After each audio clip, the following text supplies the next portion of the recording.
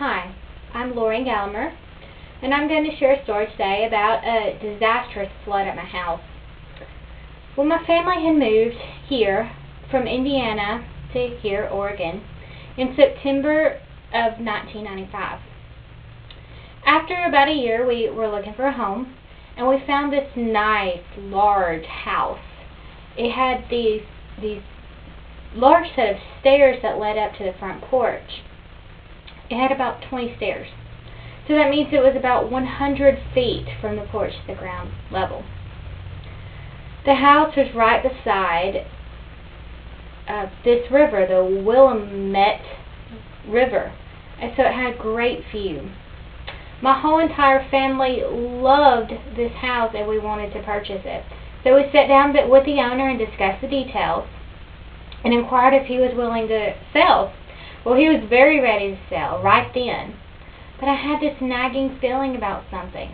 I was concerned about what would happen if there was ever a flood in the area, with the house being so near the water. But the owner assured us that it was relatively improbable. He said the house was built high and not to even worry about a flood. He tried to get me to commit, but I wanted to hold off another year and see how things turned out. But my family did not agree and wanted to go ahead with the deal. So we purchased the house and moved in, and it was autumn time, and the area was just gorgeous. We'd leave all the windows open and just enjoy the air and the sights and smells of autumns on the river. One day, however, it started to rain hard, and the water level rose just a little, but then it continued to be rainy all throughout the season, all throughout autumn and into February. The rain worsened and the water rose. People kept telling me, "Oh, we've been here for 5 years. Everything will be fine. The water level fluctuates all the time." But every day I'd look out my window and I'd see the water rise. And I just had this feeling inside that something bad was about to happen. I was just getting really nervous. One day, the news announcer said there was a warm front coming in and it would bring a lot of rain and hail. Now this was in February.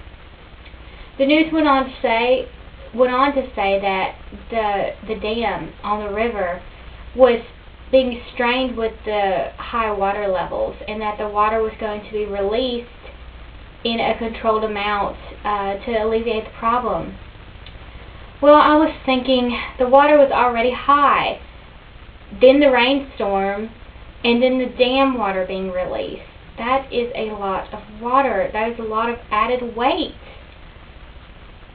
Well, I was at work one day, and my boss, Jan, came up to me, and she told me what was happening. She told me that the water had risen quickly and people were being evacuated. I left immediately. Now, my husband worked at the Oregon Deaf Institute at the time.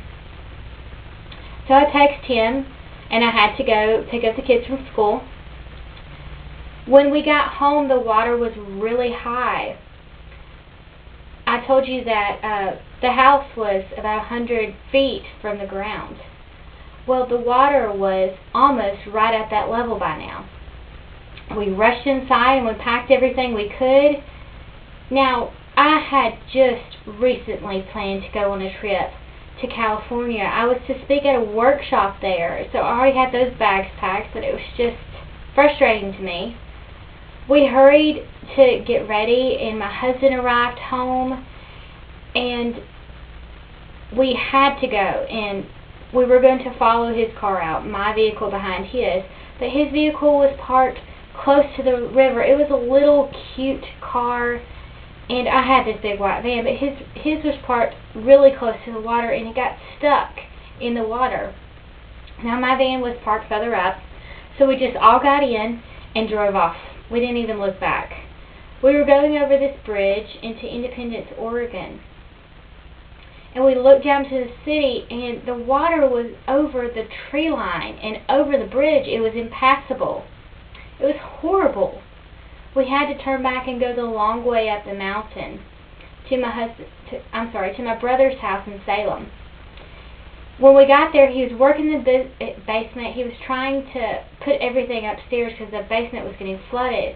So we started to help, and just after a while, we were sore from head to toe moving all this stuff out, and the water level there continued to rise. It was at our knees.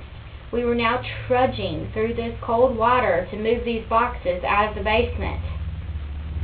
We just began to hurl them out. It was time to go. But we looked outside, and we couldn't go now. We were stuck. The water was just too high. You couldn't really see the houses around us. My brother kept saying that he was hearing yelling. I couldn't see how he could hear any yelling. The storm was still out. The trees were still blowing. It was, there was a storm going on. I couldn't see how he could hear anything. But that night we were using a light to signal an SOS. We just wanted someone to know we were there, and finally someone blinked their lights back. I was just happy someone knew we were there. Later on, my brother kept saying he was hearing a boy yelling again, and we soon realized that his neighbors were stuck as well, so we were here, these two families stuck at these houses. Later I had to go out to the storm. My brother had a cat, we had a cat, and it couldn't go out the storm door, the pet door, so I had to pick it up and trudge through the storm so this cat could go outside. And suddenly I saw a rescue helicopter coming. I was just terrified. My imagination got away from me. I'd rather be stuck here in this flood than ride in that helicopter. I just refused to go on it. I didn't see how a helicopter like that could survive in this storm. I just thought it'd be tossed around and land in the water. But luckily I didn't have to go in the helicopter. It had lines from the helicopter to motorboats also, so we were all able to get in the motorboats and go until we arrived at a safe area. Now, when we arrived at a safe, dry, high location, we didn't know what to do. We were covered in dirt and filth, and I called a friend, and she says, well, why don't y'all just go to the shelter for the night? So we went to the shelter, and I entered, and I just saw this stuff, and my clothes were rotten, but I just laid down in my cot and I slept all night. When I woke up, the first thing on my mind was, I need a bath. I am covered in dirt. Luckily, I texted my friend in the area, and she was able to pick us up and let us go to her house to clean up. The next day, I flew to California. I spoke, and then I flew home again.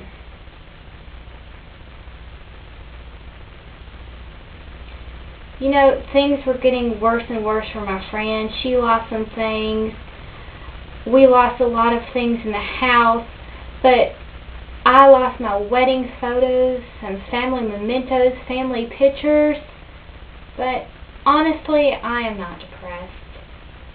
I'm happy it happened. Why? Because it made me realize I still have my family, and those are the things I cherished. Those are the things that can't be replaced. The other things can be replaced, but my family can't be.